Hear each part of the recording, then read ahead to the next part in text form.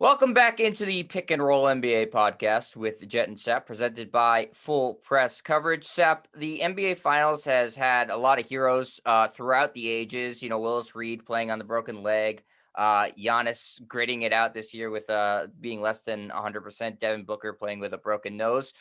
And you can add somebody else to that list.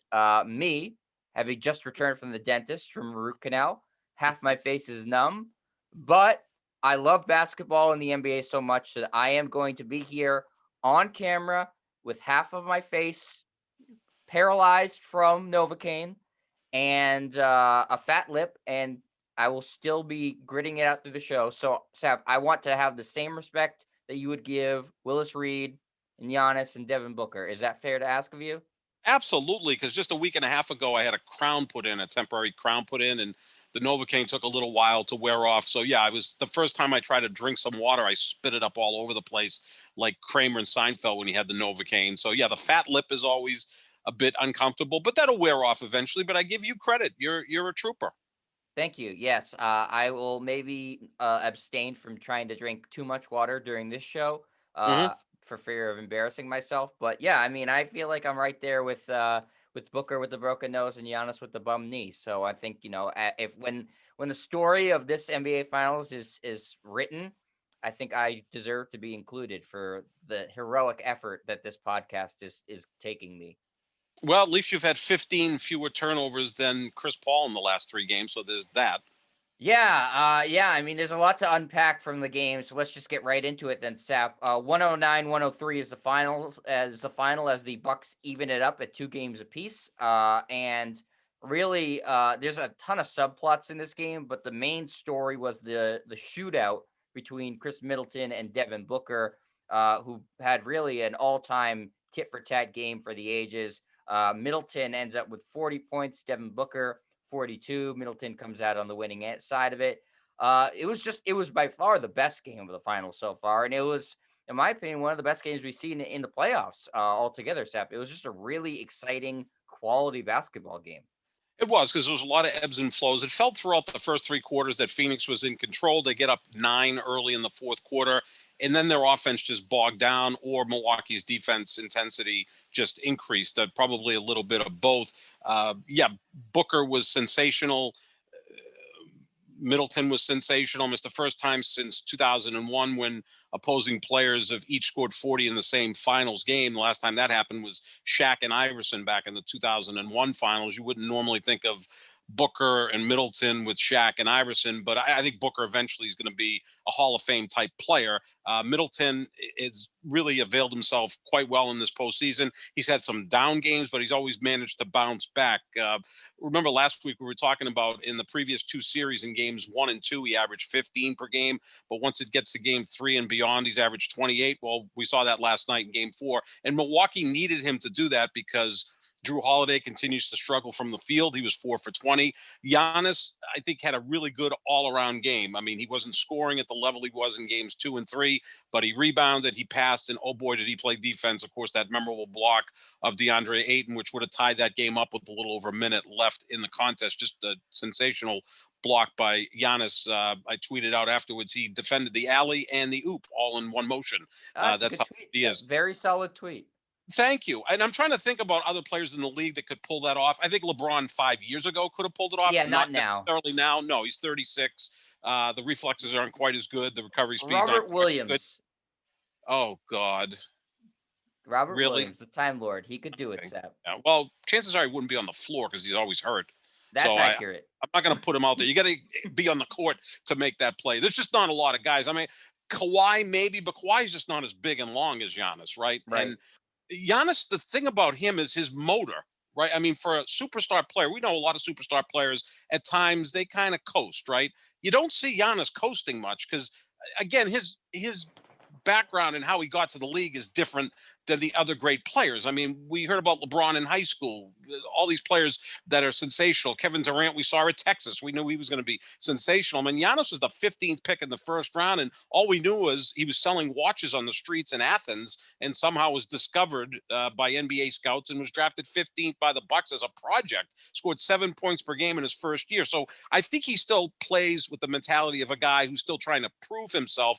And I've said it a million times. I think he's a giant version of Russell Westbrook, just a phenomenal athlete that his motor's always going. So that was a sensational block. But back to the two stars of the game, yeah, Booker and Middleton were just outstanding. And you got to give those guys credit because they were coming off of less than stellar games earlier in the series, but they had the wherewithal to play really great last night. And, I think if Middleton and Booker cross each other off, chances are that's going to benefit Milwaukee. Because right now I trust Giannis scoring more than I do Chris Paul, who was really struggling the last two games of this series, whether it be because of injuries or just really good defense by the Milwaukee Bucks. Jed, I just want to throw this stat out to you. In the first 15 playoff games this year, Chris Paul had a grand total of 24 turnovers, which is an average of 1.6 per game. In the last three games, he's turned the ball over 15 times, which is 5 turnovers per game. His turnover rate has gone up threefold in the last 3 games. And the thing that's always made Chris Paul a phenomenal player, an all-time great, is he doesn't turn the ball over. It's like Aaron Rodgers at quarterback doesn't throw interceptions. Chris Paul doesn't turn it over, but the last 3 games he has, and that's been a huge component in this series turning around and now being even 2 games apiece. Yeah, and a lot of credit goes to the Bucks defense and Drew Yep. Holiday, who's been checking him a lot. I mean, Drew Holiday wasn't really effective offensively last night. In fact, he was pretty dreadful, 4 of 20 from the floor, 0 of 5 from 3. But he did a nice job defensively on Chris Paul, and the Bucks after game 1 have really concentrated more on not letting Chris Paul beat them. And it's worked to the tune of they've won 2 of the last 3 after Chris Paul had that huge game 1. So, yeah, You I mean, said it too, Jet. I got to give you credit on that. Maybe Coach Bud was listening I because hope. you said it after game 1 that like you've got to do something different against Chris Paul. You can't make him comfortable. Chris Paul to me is so similar to an NFL quarterback. If you let a great quarterback drop back in the pocket and never pressure him and let him throw from wherever he wants to, he's going to pick you apart. Whether it's Brady, Mahomes, Rodgers, Russell Wilson, pick any of the great quarterbacks. Same thing with Chris Paul. He was having his way in the first game, a little less in the second game, but Phoenix was able to win that game. That was the Mikal Bridges game where he was just sensational. Right. So he was so comfortable. Well, you have to make him uncomfortable, whether it be picking him up full court, which is what Drew Holiday has done. Be physical with him. I mean, Drew Holiday is 6'4", 210, 215 pounds. He's a big point guard. In fact, it seems like Milwaukee, their roster, every player on the court seems to be big for their position, don't they? I mean, like Brook Lopez is a house. Giannis Yeah, is no, they're a big team. They're big and long, and they have been for a while. I mean, this is the way they play. PJ Tucker's 6'5", 260. Looks like an NFL tight end. I mean, even Connaughton, who I think is one of the best athletes on the floor, the guy was drafted in the first round of Major League Baseball. He's a big physical guard, if you will. So they're a physical team. Phoenix is a finesse team. So if you're Milwaukee, impose your will, be Phoenix, be physical against Phoenix, which you're able to do on your home court. Maybe it doesn't happen that way in Phoenix because of the whistles. Yeah, you've seen the home court have an advantage, obviously, in this series, in that the teams have been able to play more their style on their home court, which makes sense. You're more comfortable at home. Yeah, the whistles, as you mentioned, the crowd giving you a lift. So yeah, you've seen the style sort of imposed on each respective team's home floor.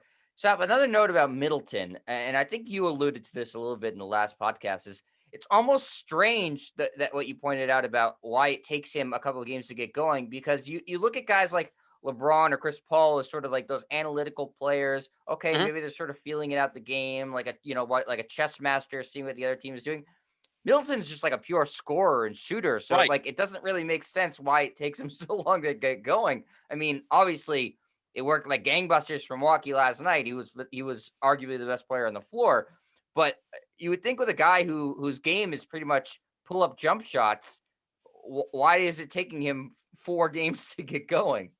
Yeah, I mean, I've compared him to a shorter poor man's version of Kevin Durant. Now, that's not a knock against him. If that's what the description is, that means you're making a lot of money in the NBA and you're an all-star, which Khris Middleton is, a two-time all-star. But yet it is kind of mystifying because he can score at all different levels too, Jet. It's not like he's predominantly a perimeter shooter. Like, he's got a nice three-point game. He's got a nice mid-range game. He can get to the basket, can score in transition. He can score in multiple ways. So But it he's shouldn't just be. asked to do that, Sap. Just score. He's not asked to Yeah, do I a mean, lot of other stuff. no, I mean, he's a decent rebounder. He can facilitate. He plays solid defense. But yeah, his primary goal is to go out and get 20, 25 points a night. And you see these incredible ebbs and flows with him, though, right? I mean, you're talking about he's had some huge games in the playoffs where you're like, wow, where'd this guy come from? And then he's had other games where, like, he's 5 for 23 from the floor. Like, that's not good. Like, the again, that's why he's a third level star, right? He's made a couple of all-star games because he was the second best player on a team with the best record in the league, which normally gets you to an all-star game. If it's Khris Middleton playing on a middle of the road team, he probably wouldn't make the all-star team unless he put up huge numbers because he was the number one option. But yeah, it is kind of strange that it takes him this long to get going. Those two previous series, which were, 13 total games 1 and 2, he averaged 15 per game. Games 3 through 7, which, totaled 9 games, he averaged 28. So I'd rather have that, right? So as the series unfolds, he seems to start cooking later in the series. Ideally, you'd like the guy to, go out and get 28 every game, but then he would be a superstar, not a third Right. level star. So Yeah. pretty amazing. And that's why this series interesting, Jet, because you have a lot of guys kind of like that, right? I mean, this isn't Lakers Celtics of the 80s where you had, okay, Bird and Magic and McHale and Parrish and Worthy. I mean, like, you had 6 first ballot Hall of Famers, not to mention the likes of Dennis Johnson and Jamal Wilkes and whoever coming off the bench. So, you had guys that were just consistent, great players. Here, you have Giannis, who's been consistent throughout the series. Heck, Chris Paul has been up and down in this series, and he's obviously a first ballot Hall of Famer. That's why this Right. series is interesting, because there's a lot of variances here, none more so than Khris Middleton. Yeah, and Giannis is sort of the only one in this series you expect Right. to consistently put up the same sort of numbers every night, because that's what he's done, since he's established himself as a star player in the NBA. I mean, he's remarkable. We've gone over this multiple times in the postseason.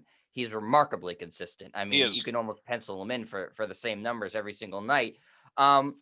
But with Middleton and Booker last night too, they deserve a lot of credit for it. They weren't just scoring, in volume. They were hitting clutch Yeah. shots. I mean, really huge shots. And Middleton is overshadowing Booker tonight because the Bucks won the game.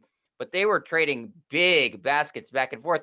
I mean, the two, to the point where neither team was looking at anybody else at the end of the game. They were just saying, hey, okay, Devin, on this side, you get your bucket. Middleton, on this Yep. side, you get your bucket. I mean, it was almost like a clear out one-on-one game towards the end of it.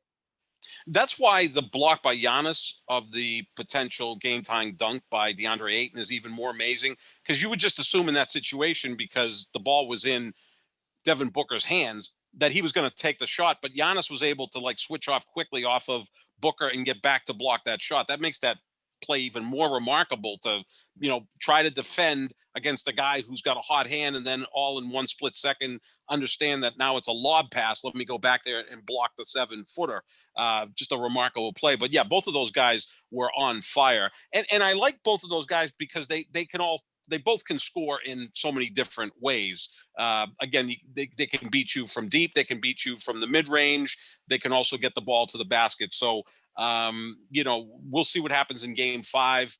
Phoenix is going to need Booker to continue at this level, because right now Chris Paul's not playing well. DeAndre Ayton's rebounding well, but he only scored 6 points last night. The Suns are not going to win the title with Chris Paul scoring 10 points and DeAndre Ayton scoring 6. I mean, Booker had 42 last night, Jet.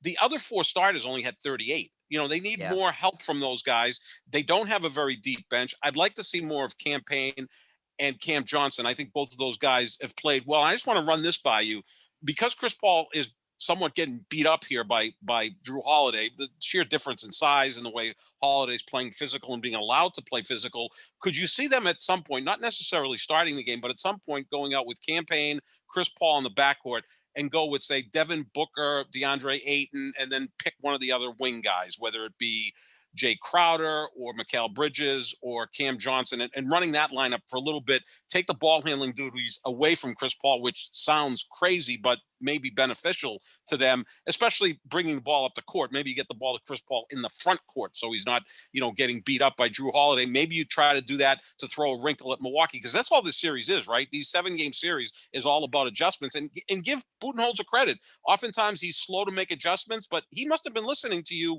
a week ago when you said, you got to make Chris Paul uncomfortable, because that's what the Bucks have done. Yeah, I mean, I'm a very, very brilliant basketball mind, Sap. Yes. So, I mean, I would assume he is listening to me. But yeah, I mean, I think when you lose 2 in a row in a playoff series, yeah, nothing's off limits. You got to figure something out. They can't continue to do the same thing they've done these past 2 games, because then they'll assuredly lose the series.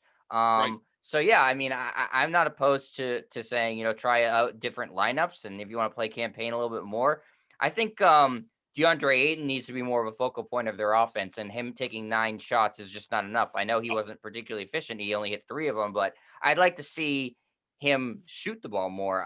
I think that they're going to need, especially if Chris Paul is off, they're going to need more scoring punch from Ayton, who's capable of it. I just don't think 9 shots is enough for him. No. I'm so proud of my comparison to Robert Parrish, because even like last night, that was like a Robert Parrish playoff game, 17 rebounds, but only 6 points. Parrish did that oftentimes with the Celtics, but let's not forget, Robert Parrish was playing with Larry Bird and Kevin McHale and Dennis Right. Johnson. It's nice So to they have could win backup. with him getting 6 points. Exactly.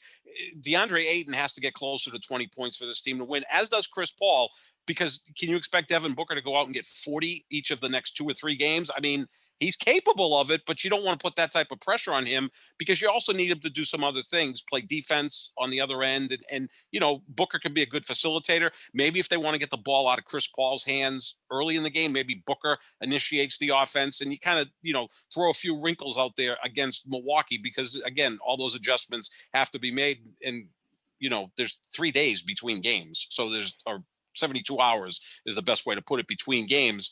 We're not playing again until Saturday, and then game 6 is Tuesday. And if this goes to 7, then Thursday. So there's plenty of time to make adjustments. There's plenty of time to get rest. And I think you're going to need DeAndre Ayton to play more minutes going forward as well, because they don't have a backup center. I mean, No. Saric is not a great player, but losing him is really hurt the Phoenix Suns, because he'll give you 12, 14 quality minutes a night to allow Ayton to go to the bench. They need Ayton to play, 42, 44 minutes, which is a tough ask for a big guy, but he's also 22 years old. He should be able to handle it. Right, and it's the NBA Finals, so you can't leave anything left in the tank. Sep, just again quickly on Middleton and Booker, more so Booker. What changed in this game to really enable him to put up such a monster scoring game? Is it as simple as, like Doc Rivers likes to say, to make Miss League, or was he doing something different in your estimation? I think the big thing with him is if he can get some easy looks, maybe going to the basket. And we always hear that the scorers, once they see the ball go through the basket and you see 2 points being put up or 3 points being put up, that the confidence level goes up. I mean, I remember Ray Allen, who I compared Devin Booker to, oftentimes would say that, like, just if I get a bucket early, even if it's on a drive, even if it's going to the free throw line and connecting early, that, my confidence goes up, and that kind of impacts the rest of your game. And I think Booker was able to do that. And then he came out in the third quarter. He had a monster third, right? He scored 18. I mean, this is like a series we're regularly seeing guys score like 18, 20 points in a quarter, which you just don't see. I mean, that's crazy in the NBA Finals. But I think that's what it is. If he can get a couple of easy looks, get to the basket, it's going to help him. Also, Milwaukee's best perimeter defender is Jrue Holiday. So when you have Holiday and Chris Paul, now you're not having as good a defender on Devin Booker. So Booker should be able to score against, whether it's Middleton, or at times they've had PJ Tucker on him, which there's no way in hell PJ Tucker can check Devin Booker. I mean, we're talking about an elite athlete in his prime against a guy who's a blue collar grinder in PJ Tucker. I think Tucker would have more success trying to guard Durant, because he can get under his grill and be physical with him.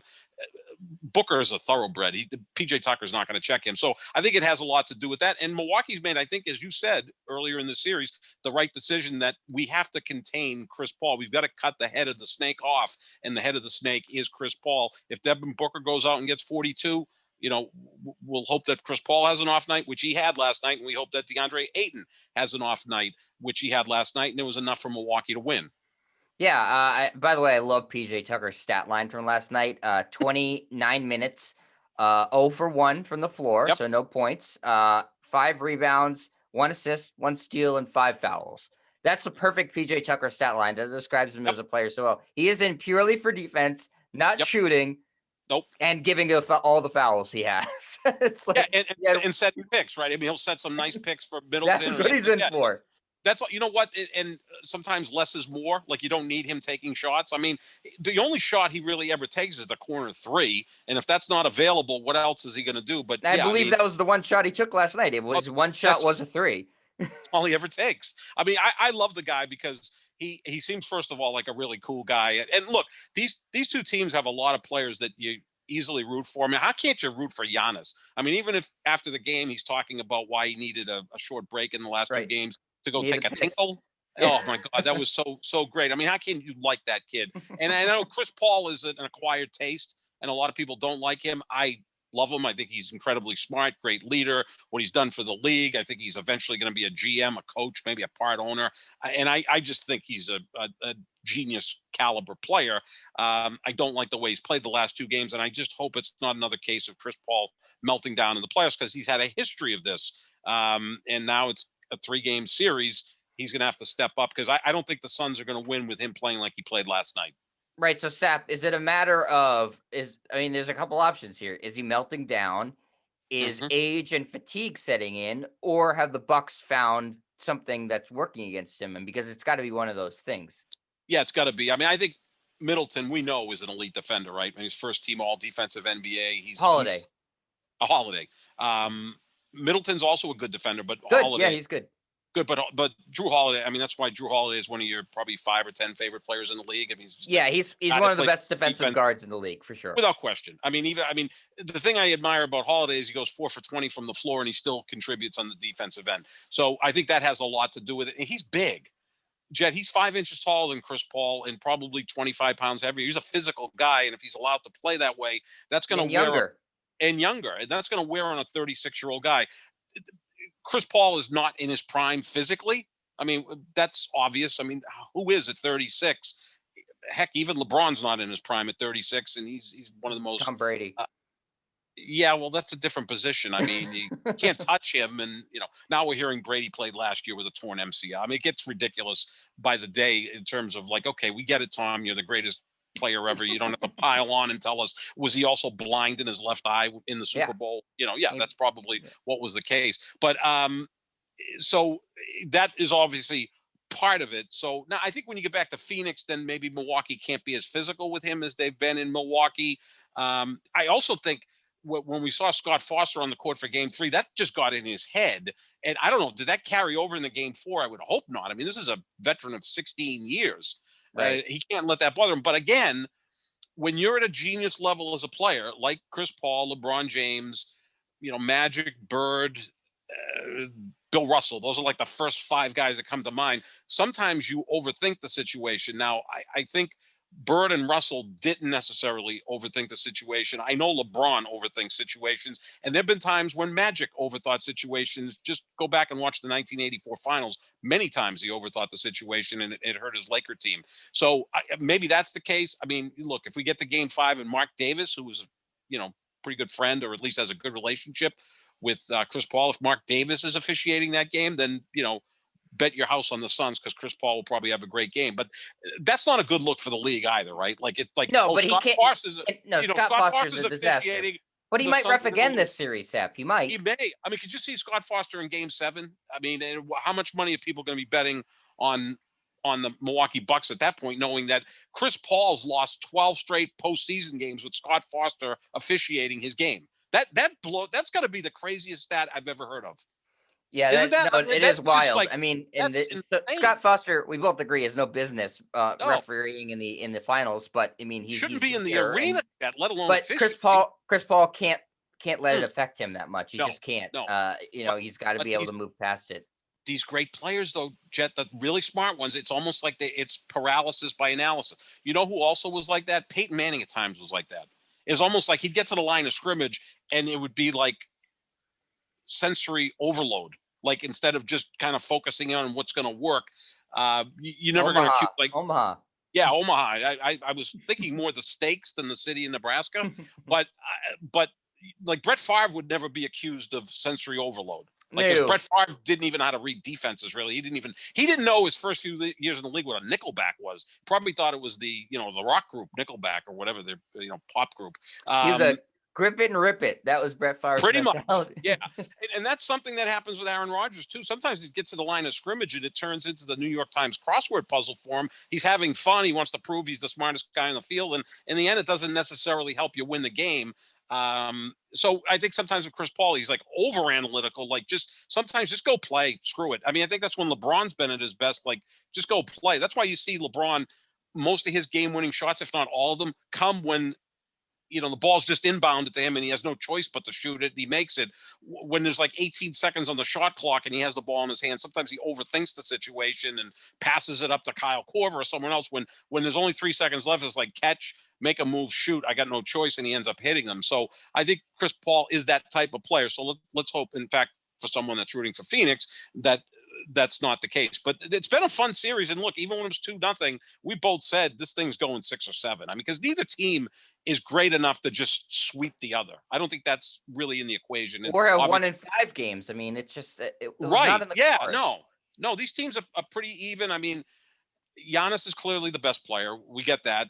And then, if you start power ranking the next guys, you got 3 guys from Phoenix and 2 guys from Milwaukee. You got some nice bench pieces. Players like Mikal Bridges, one night look spectacular, one night look awful. Jay Crowder is a streaky shooter. We get all that. I like Campaign and Cam Johnson. I'm starting to really like Cam Johnson. The more I watch this kid, does he ever miss?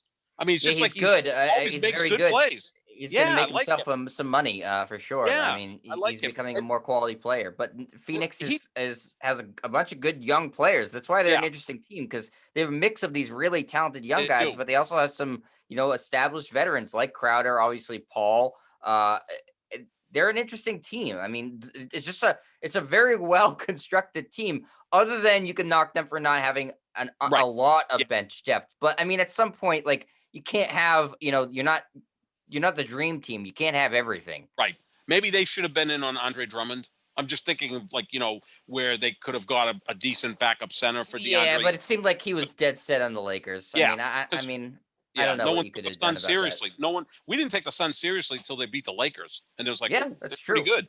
And the thing I like about Cam Johnson too is he's the guy. Remember the player from that got drafted by the Bulls and was speaking at his press conference, and they said that Cam Johnson was just drafted, and he Yeah, goes, Kobe White. wow, Kobe White. That was like one of my favorite moments of recent memory. And Yeah, he North was just so Carolina authentic. teammates. Wasn't that great? He was like, wow, that's great, awesome. And it was Cam Johnson who he said he's the best shooter in college basketball, and he's just worked his ass off. So I love guys like that, and I want to see more of him. Like, maybe he's not the best defender, I get that, but the man can shoot, so maybe we'll see a little bit more of him. And Campaign always seems to bring in some energy, a little bit more speed than Chris Paul. So I trust.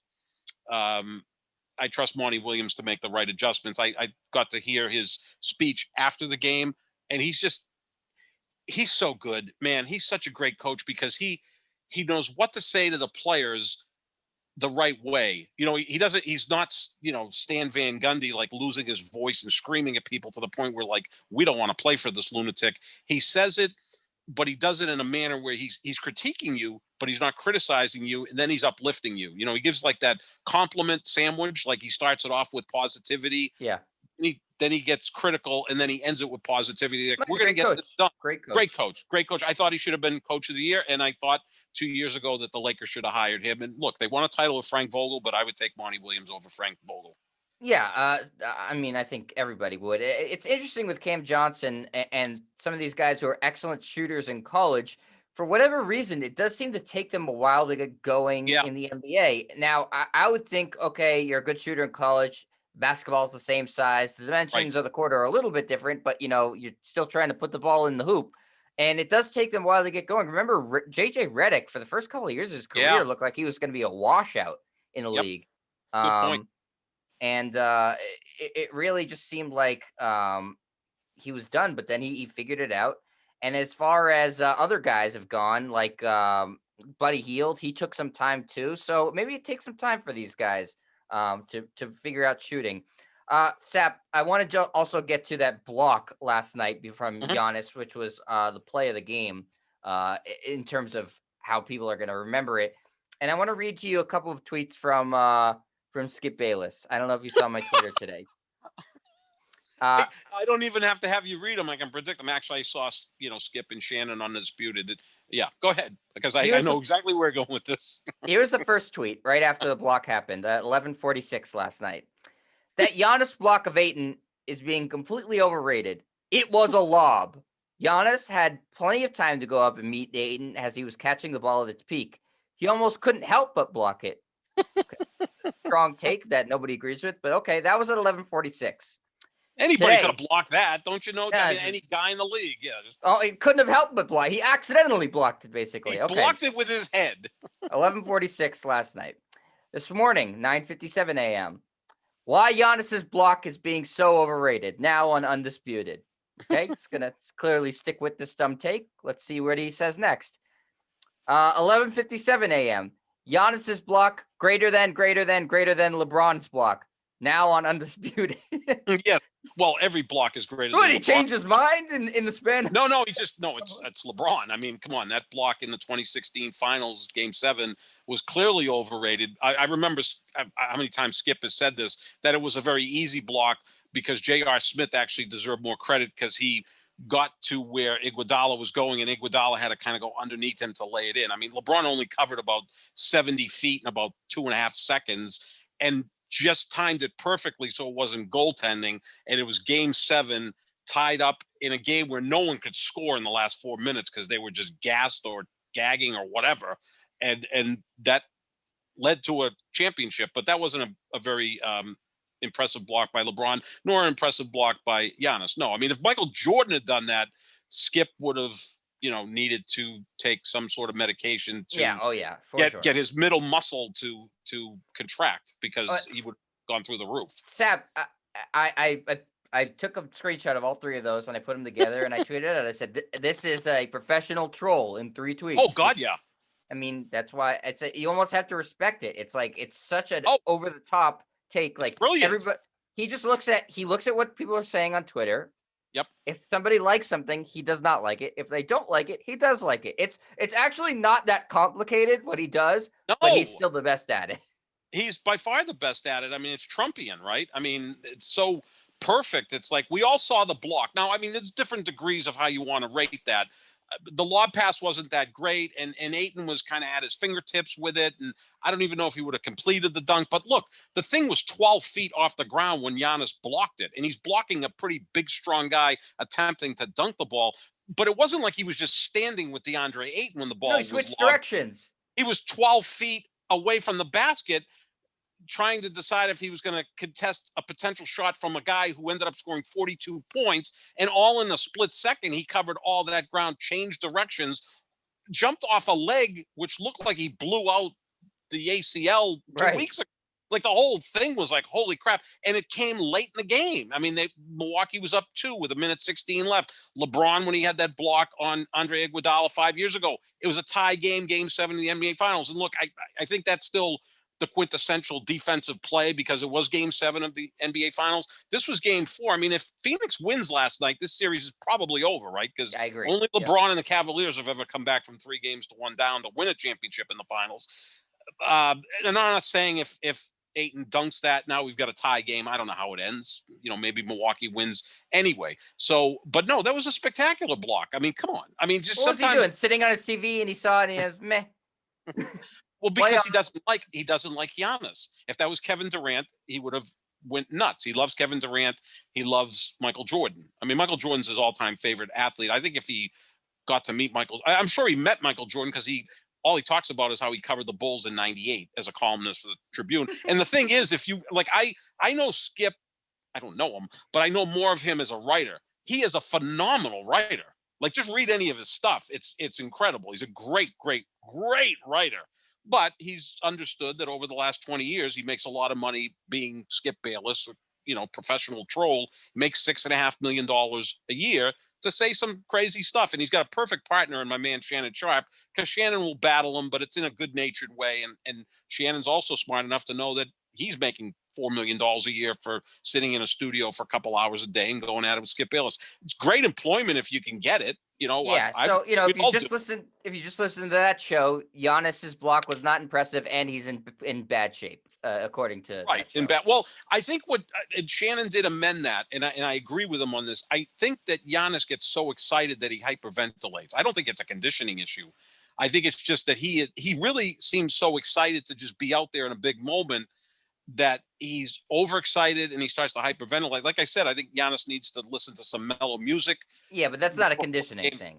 No, no, and I think Shannon should have not gone there. Obviously, look at Giannis. Does the guy look like he has like the perfect body? I mean, it's like he's lean. I mean, it's gigantic. Yeah. I mean, but again, when you're 6'11", no matter what type of shape you are, there are some not conditioning issues, but the motor is asked to do a lot when you're 6'11", 245 Yeah, pounds. no, it's true. It's Yeah, true. so that's part. I mean, that's why. Like, I'm still amazed that Will Chamberlain died at 62. Like, that guy was probably the best conditioned athlete we've ever seen, and it kind of fell back that he had a heart ailment, which was tied to a tooth issue, and but like that guy looked like he could live forever. But the big guys don't necessarily last as long because you're asking the heart, the kidneys, the liver, all that stuff that like cover a bigger area. But no, Giannis is in great condition. But I do think he gets excited and hyperventilates. It's kind of like LeBron went through this back in a few finals where he was cramping up. I don't think it's choking. Apparently, if this happens, it's choking, according to Skip Bayless. If he doesn't like the guy, Michael Jordan also cramped up in No, he didn't. big. No, never Yeah, happened. right. Never happened. Yeah, he never missed a shot, and Kobe never missed a shot. So, but Skip is entertaining. If that, and look, the Fox Sports 1 is quite happy with he and Colin Cowherd, because they're not getting great ratings, but as my good friend We're Chris talking about it. we're talking about, Chris Villani had the funny line ever. He goes, I think more people hear their stuff on other shows than their own show, because everybody plays their sound. Like, Yeah, it's nationally, true. like, because it's so absurd, some of it, it's like, or in the case of Colin Cowherd, I think he's just so wildly entertaining. Let's run it and riff off it. That's what we do in talk radio, right? You come back with a sound of somebody, and then you spend the segment analyzing what they said, having fun with it. So Fox Sports 1's kind of figured out that let Colin, let Nick Wright, let Skip Bayless say some crazy shit, and then at least it gets played on all the other networks. ESPN will run it, every radio station in the country will run it, and we'll have fun with it. Yeah.